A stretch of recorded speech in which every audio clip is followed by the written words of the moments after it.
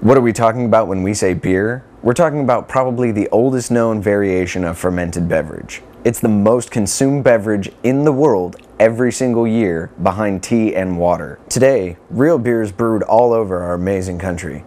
Many believe that for your dollar, craft beer isn't just the better beer decision, it's the only decision. What I can tell you is this show will always be about getting people to support their local economy via their local brew culture. Welcome to Hampton, Georgia. This great small town is just 30 miles south of the southern mecca of Atlanta. Founded in 1873, Hampton features both new and old, with the Atlanta Motor Speedway and a historic 100-year-old train depot. But in this sleepy burg, there's something of great interest to beer nerds who've traveled from as far as 60 miles just to taste beer so good it should be outlawed.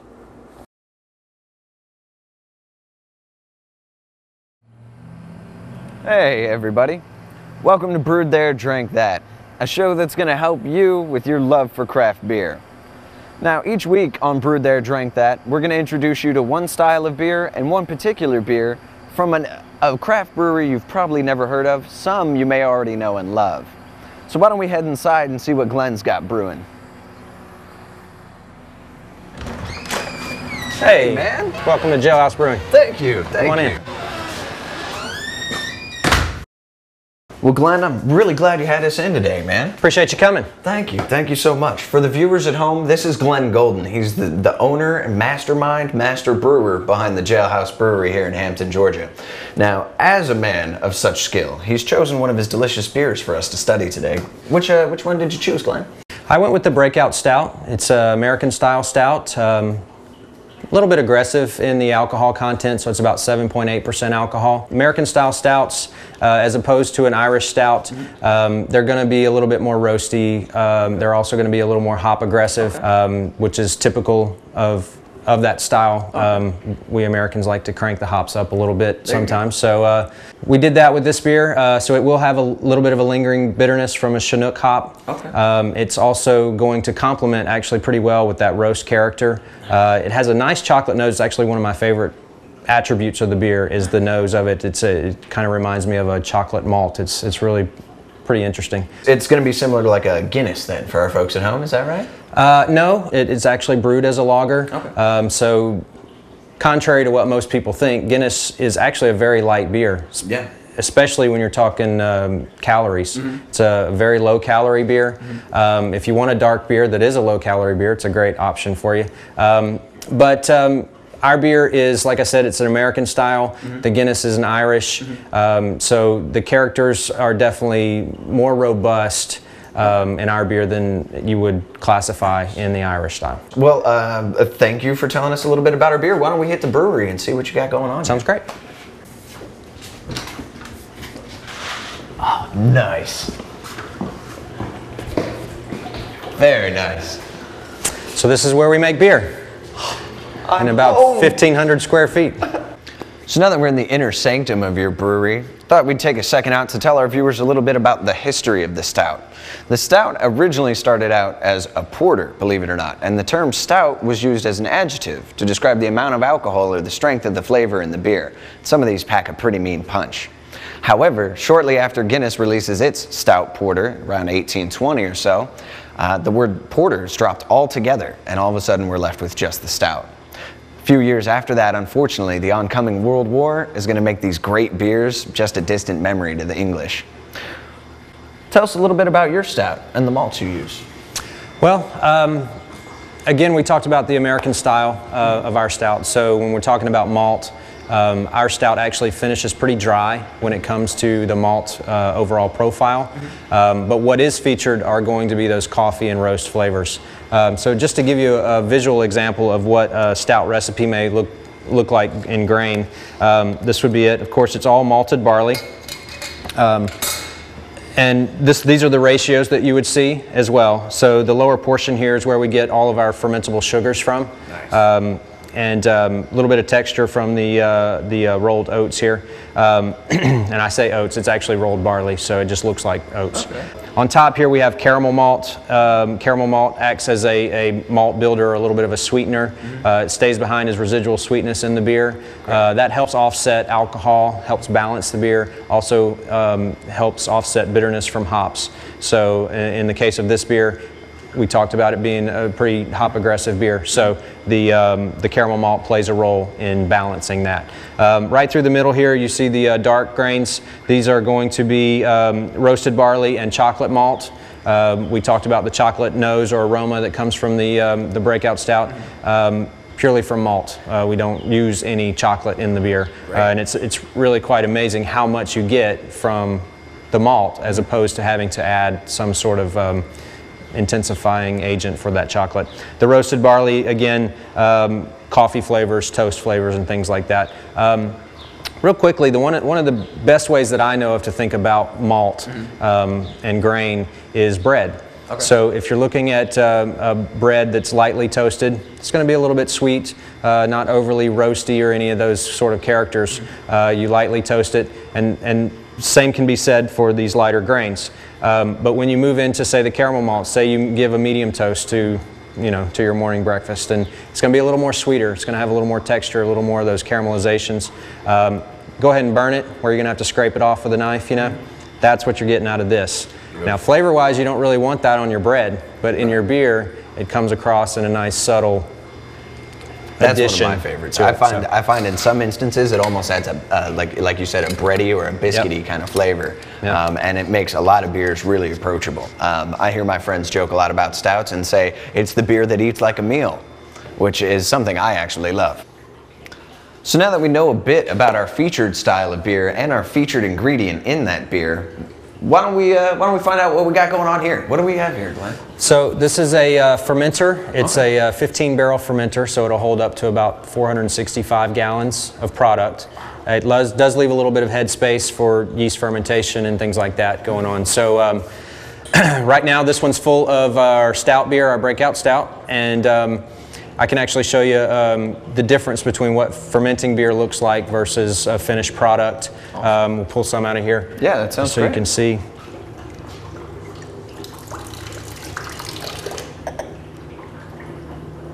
So real quick, right away you can see that it doesn't really look like a stout. It looks like a brown. Welcome to take a look. That's yeast in suspension. So that's yeast doing its job. Basically what we're talking about is fermentation of sugars. So yeast consumes sugars. They also produce CO2 and heat in the meantime. So if you want to compare that ages a good bit. Yeah, so when we chill the tank down, what happens is the yeast drops out of solution and collects in the bottom in the cone. That allows us to harvest that yeast out from under the beer, reuse it in other batches if it's viable and healthy enough. Yeast coming from the stout being a higher alcohol, it won't be reusable, so we will have to discard that, but it does help clarify the beer, and that's just cold conditioning is what happens there. That's great. Pretty interesting difference to me. Wow, you can really see the difference in the color variation. It settles out a whole lot. Like that, I would almost guess that was like a nut brown ale or something. Yeah, absolutely. I was actually very surprised when I first started sampling the beers out of the tank, and I was like, what am I going to do with this real muddy beer, But ultimately, the cold conditioning clarifies it. That's beautiful. So Glenn, you're an owner, you're a brewer, you're your own businessman. How did you get started in all this? Well, the same way any chef would get started in cooking, in the kitchen, in my case in the basement. So I was brewing beer on the weekends as a home brewer, and it's just one of those things that you do. To me, it's sort of an extension of cooking, making beer. So I've always enjoyed cooking. My wife and I both do a lot of cooking. So much like spending the weekend, grilling out or something like that, it's just similar to that. So that's what I was doing at home as a home brewer.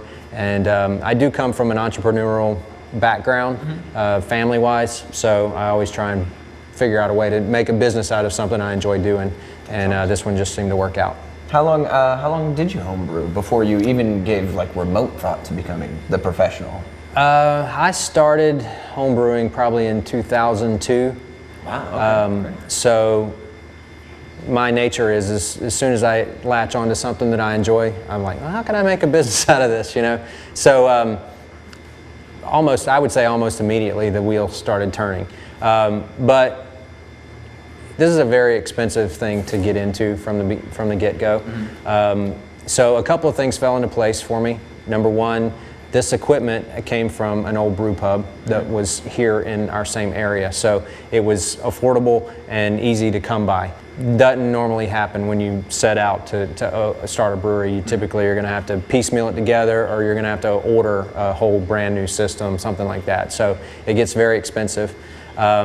Also, the building here, I grew up in Hampton. I'm very familiar with Hampton, and was currently at the time working in Hampton a couple of doors down from this building. It was just a natural place to put the brewery, and that's what happened.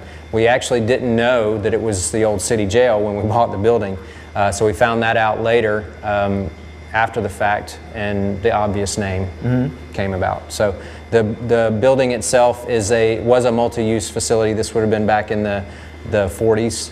Wow. And prior to that. So there was a jail here. It was a small couple of jail cells, but they also had City Hall here. They had their courtroom upstairs and stuff like that. So Jailhouse Brewing sounded much cooler than multi-use facility kind of thing. So here come the judge. No, not so much. Yeah. So otherwise, you know, the building was was abandoned. There wasn't a window left in it. We gutted the place from front to back and stripped it all back to the original brick walls, and rebuilt the second floor, and made it convenient for brewing beer. That's awesome. That's awesome. So when were you guys founded? Well, I guess there's a couple significant dates. The first would have been in August of '08 when we actually purchased the building. We got our business going in January of '09, but I didn't get my license to brewer's license until October of '09. So the day that the license came in the mail was the first batch of beer I brewed here. Started about 1 o'clock, finished at about midnight, and crashed hard. A very labor-intensive process. Now, when you say you started at 1 o'clock and didn't finish till midnight, how big a crew were you running here, Glenn? There was no crew. There was no crew. Now, some say that the building is haunted. I don't believe them, but maybe I had some little supernatural help going on. That would have been good. No, it was purely adrenaline. That's what we were running on that day. That's great. That sounds like a pretty exciting way to enter the arena, so to speak. Looking back, I wouldn't do it again. Really? No, I mean, I've actually brewed by myself a couple of times since then. It's not the desired way to go. It's much better to have some assistance, mainly feeding grain helping get it into the mash tun. You hear that, people? Look, beer is a team sport. Okay, get that right. There's no I in beer. That's true. There really isn't. That's true. So anyway, it's sort of a solo project right now. I do get a lot of help from my wife and volunteers and things like that. We do have a sales guy that we've just recently picked up, but for the most part, what goes on in the brewery at this point can be handled solo. So it's periods of heavy work, and then you let the yeast do their thing. So if you want to consider them on the payroll, you could. We've actually got our featured beer right here. This is the Breakout Stout from Jailhouse, and I'm just going to kind of give you my honest opinion of it here. It's thank you so much for your hospitality, for showing us around. Notice the chocolate? Man, right off the bat, I get a lot of caramel as well. Oh, and it does. It's got that bready smell, like when you were talking about roasting those malts for that extra amount of time.